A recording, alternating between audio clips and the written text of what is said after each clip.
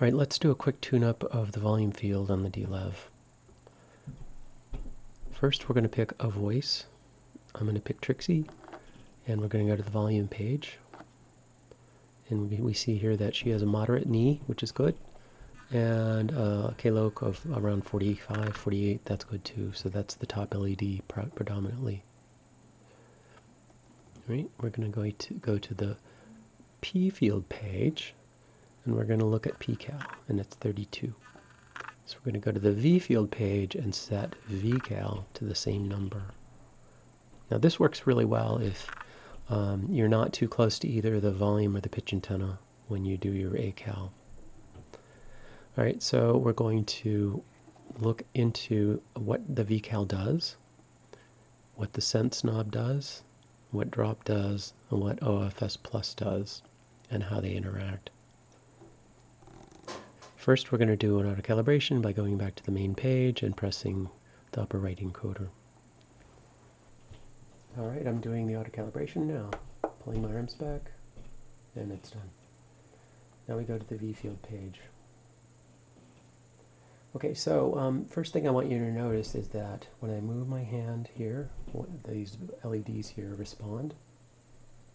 And I can go from all the way off to the top 3 on with a moderate hand movement. And then the top LED going from off to on requires about the same amount of hand movement as the bottom 3. And this is because of the knee.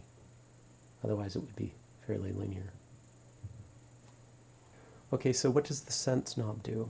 Well, it sizes the entire field, makes it larger or smaller. So we're at minus 50 now, which I think is a good starting point.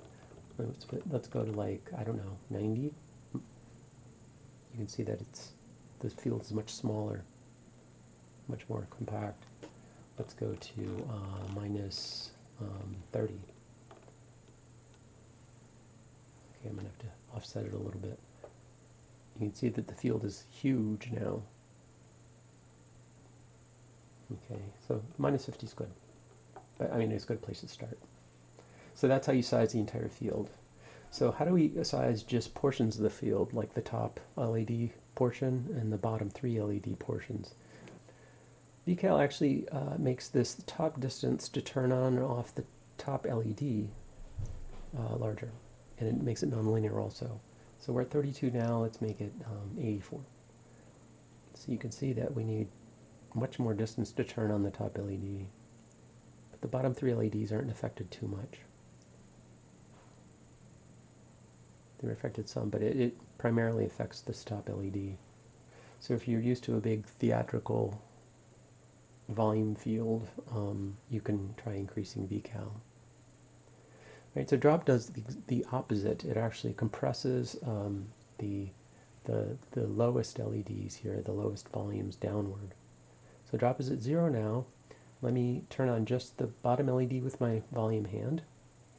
And if I turn drop up, you can see at like around 5 or 6, I've turned the volume down one entire LED without moving my hand. So this region that I go from fully off to fully on is about 2/3 what it was before. And if we go, say we go from drop 0, and I'm turning on 2 LEDs here, and we go to drop 10, you can see that I've actually mushed that field down even tighter. So we've only got 1/3 the distance to go from silence to nominal volume. But I would caution you not to use too much drop because it's very nonlinear and it can make the volume kind of pop up on you and might make it less controllable. So I think somewhere around 0 to 6 or 0 to 8 might be a good range for that. So the final knob is the offset plus knob. All it does is move the entire field around like it does on the pitch side. So I think the best way to set this is to see where your hand needs to be to turn on the bottom 3 LEDs. If that's comfortable to you, then you don't have to adjust it.